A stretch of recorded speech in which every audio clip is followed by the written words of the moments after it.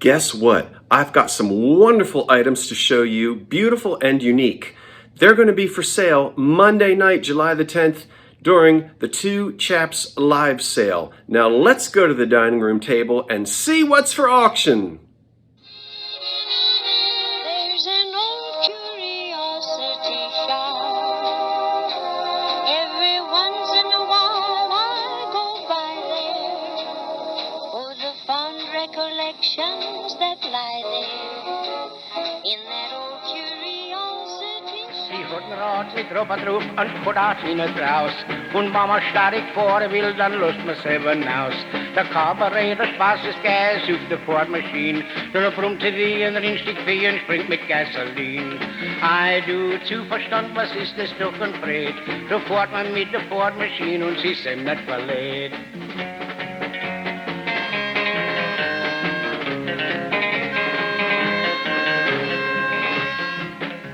Die Fordmaschine ist stark und geschwind und rappelt wie ein Drum.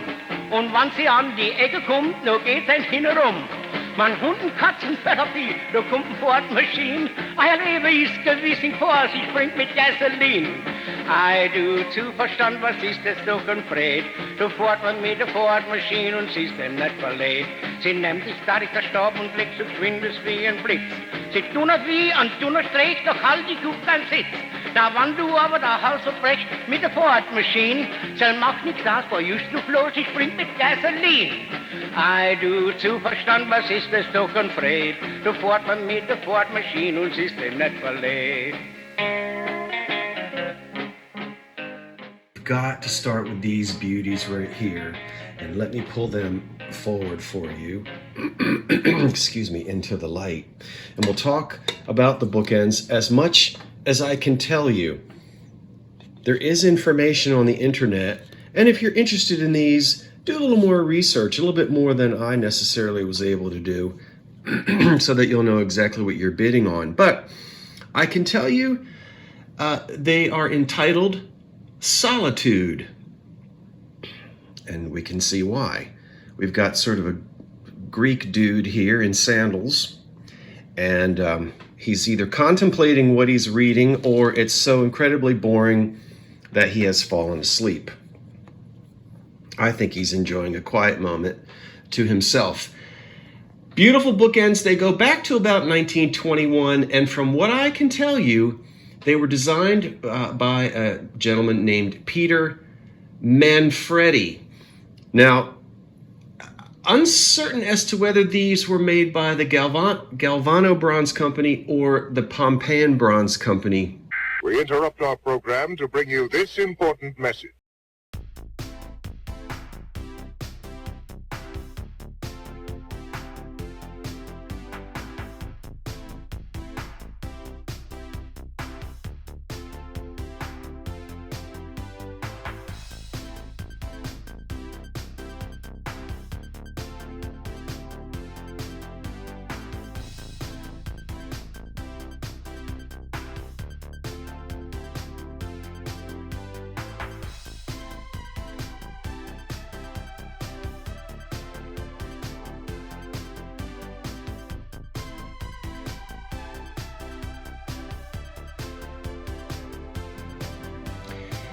But it's called electroforming, and I've had electroformed bookends before.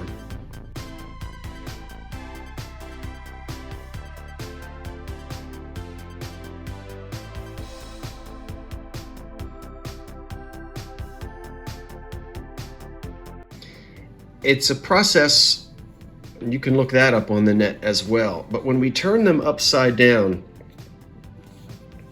the insides are sort of a ceramic or a plaster or some such thing, and we can see here where the little metal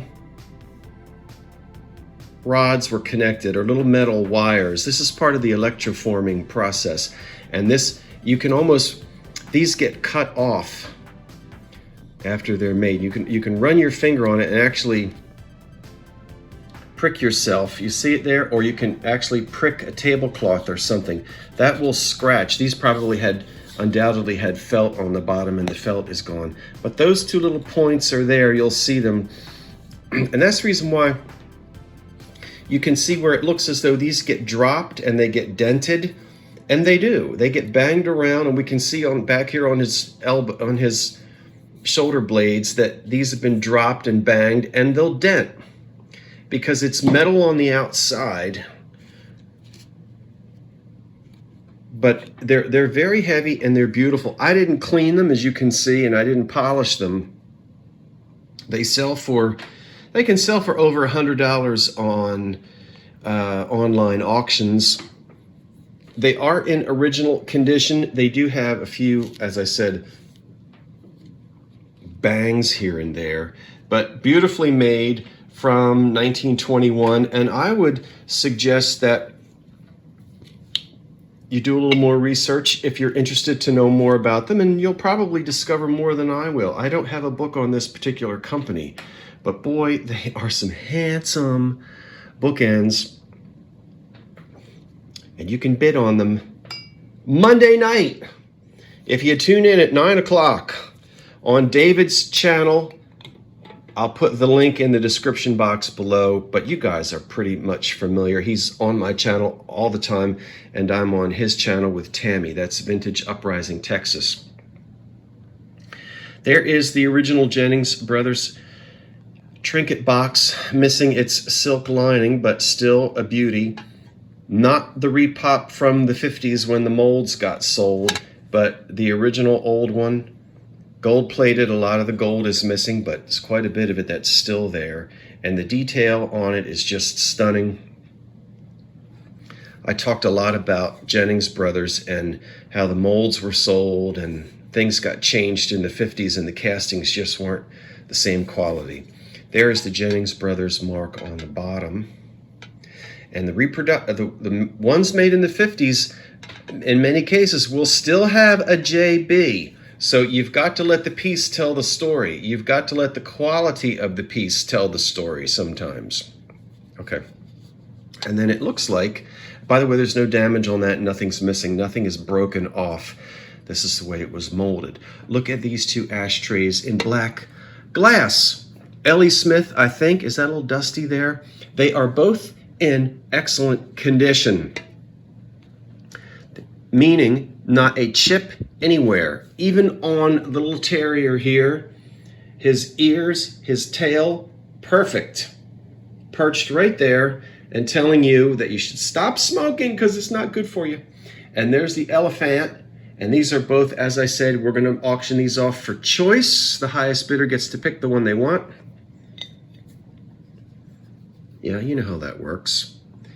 And then I've got another ashtray here for you. Love, love, love, love, love. Look at these Deco elephants and this little spinny thing in the middle. Now, I don't know. Were you supposed to put one cigarette in there?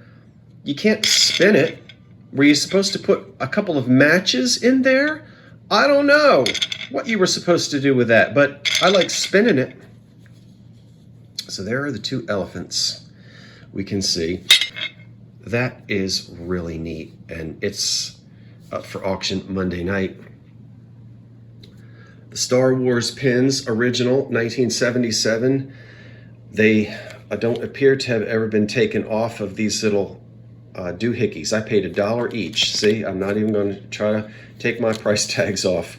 That's how they were in the store. And there's a stick pin of Darth Vader. Come on now, get focused. Ooh, he's creepy. And I believe these to be original from that era. Look at this cream and sugar. Haven't had a chance to figure out the maker. In crystal, just as Art Deco as it wants to be. Look at those lightning bolt handles. Love, love, love. Excellent condition. And they're small. What? 3.5, 4 inches tall. Look at the lightning bolts. Boy, Granny must have gone screaming when this came out. What a shock from her EAPG glass. Really great Granny, because we're going way back into the late 20s to early 30s on this set. Not marked, but it's fire polished. So One of the good companies, you know, I always say, look at those chrome and glass Art Deco candlesticks back there. You don't get my lovely gold candles, but these are unmarked, not sure of the maker, but fantastic. Once again, modern for the table in the 1930s, and they're in excellent condition. One more tobacco humidor here. This is the last one that I've got, made of Bakelite. Wonderful, embossed. Look at that, Art Deco. Look at that. Now this one has no damage on it. We push the little magic door here and it swings open, and inside you have room for your little cigarettes, matches, and other accoutrements, so you can puff, puff, puff, smoke that cigarette. And then it's smooth here, and it is marked the Roto Tray Cigarette Humidor, made in the USA. Cheap, Bakelite. It's got a mottled effect, which isn't really showing up on the camera, almost like a tortoise shell, maybe you could see. And there's no condition problems on that one. Very handsome. We'll put that back. I get sort of a Swedish modern mid-century feel on that. It's a vase. It's got the quote-unquote leaping gazelle or leaping deer. And rather than it being something from the 30s, I'm getting more of a 50s feel on it, but I don't know. The leaping gazelle continues as a motif into the 50s, and there's no mark on it. Maybe there's a signature somewhere and it's too tiny for me, but what say you? I kind of get that feel as though we're moving into the 50s on this. Nice glass vase, heavy, beautiful glass, probably made by Anchor Hocking. They loved painting these rings on things. And obviously we've got 4 little shot glasses, probably missing 2. I suspect there would have been 6. You can find them. You can go on the net and find them. They're not marked, but it looks just like something Hocking would make. They're in excellent condition. Classic late 20s, 1930s. What am I trying to say? Carafe, liquor bottle thing there with, I'm going to assume the original stopper. I have no reason to believe that it's not. And the rings are excellent. Excellent condition on those. Yeah. A black glass vase back there, encrusted in gold. Reminds me of the work that Pickard company did in Chicago. I might have that wrong. But this is glass, not pottery. I think there's one tiny little chip down there on the corner, on the under corner. Okay, big deal. But it's beautiful black glass. The gold is excellent. Isn't that stunning? We're going to auction it Monday night. Now, I think you're watching this on Sunday. Well, I don't know when you're watching it, but it's going to go up on Sunday. I will already be down the Jersey Shore, and I'm schlepping all of this stuff with me because I'm going to actually do the auction from the shore. Not on the beach, but, you know, you get the idea. That's where I'll be. And so I have filmed this ahead of time. Now, I think the coolest things and the neatest for me might be these 2 tumblers back here. And I need your help. I'm going to tell you what I think they are. And I know a lot of you really enjoy your research, and I love it when you do the research as well because you help me out. I think, let's take a look. First, when we see this etching, we think something old. We think something that's going to go at least back to the 1920s or maybe a little bit before. You just get that feel. At least I do. Let's take a close look. I've seen a lot of etched glass from 1910, 12, 15, 18, 20 that looks like this, even into the 30s. But if we spin these around and we zoom in, oh my word, does that say Well, if it would focus, maybe we could see what it says, and it don't want to do it. So I'll put it down. It's being a poopy head. Let's zoom in on it. Hold on. Now look. Let's zoom in it on. Does that say the Blackstone? Uh-oh.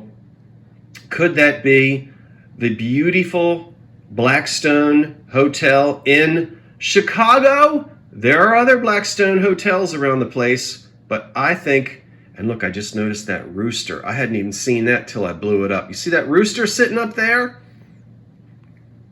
Now you help me out.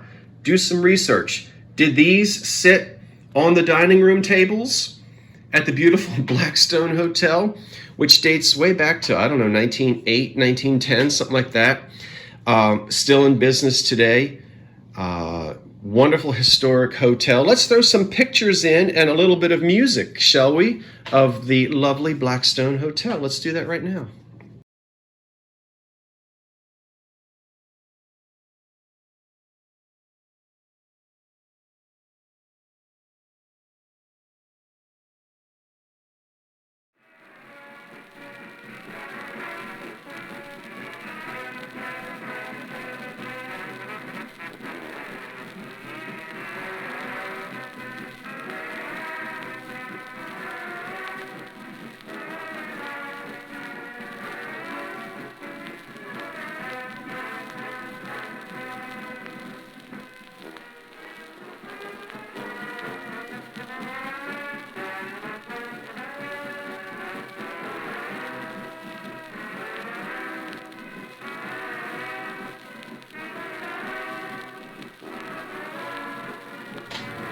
So I think it's a wonderful thought to think that these were on one of the dining tables in one of the different dining rooms in that hotel. Just think about it. If these really are from the Blackstone Hotel, you wonder who sipped whiskey out of that, or I don't know what you're supposed to drink out of that. Maybe they're little water tumblers, but can't you just hear the potted palm music? The little orchestra in the corner? Or maybe you hear jazz and you think of bootleg gin. I don't know, but I think these are wonderful. I found them at a thrift shop while I was on my trip in the Midwest. I guess that's not really the Midwest, is it? But I was close because I was out there in Ohio. So you decide, you tell me, but that's what I think. I could be wrong. Been wrong before, and I'll be wrong again, and that's part of the learning process in this wonderful business. There it is. Now, you come and see me Monday night at 9 o'clock. Well, let me turn this camera around and look at you. Okay, I'm dressed for the shore, and I'm on my way. Now, I'll see you Monday night. Make sure you go to Uprising, Texas, Vintage Uprising, Texas. The link is in the description box below, and David and I will have our Monday night Two Chaps live sale, this time hosted by David on his channel. I might go live on my channel. You know how I like to do, about 20 minutes early, just to prime everybody and remind you, and then have you jump over to his channel. David always brings awesome items as well, quality items. Can't wait to see what he is going to be selling. And we hope to see you there. Now, you don't have to buy anything. Just come hang out with us anyway. Teach us something about this glass. Help us out when we make mistakes. Not just glass, but other items as well. You know what I'm trying to say. And we just really would enjoy it if you'd come along and hang out with us Monday night at 9 o'clock. That's July the 10th. Okay, now, I've got to go and drag myself to the Jersey Shore. We'll see you there. Hopefully, remember, I'll be there. When you see this, it'll be Sunday. So Sunday night, if you're coming to the concert, join me at the Stokes statue in front of the great auditorium in Ocean Grove. I'll be there at 6:30. But you better be on time because I'm only going to stand out there for about 15 minutes and then head into the auditorium. The concert is at 7. If you don't get a chance to see me at the statue of Reverend Stokes in front of the great auditorium, maybe you'll find me inside. I hope that you say hello if you see me there, because I want to see you there at the concert. And if not, I'll film it and let you see it in a future date. That's it. Thanks for watching, everyone. Have a happy rest of your weekend, And we'll see you Monday night. Now wait for the cat. So long for now.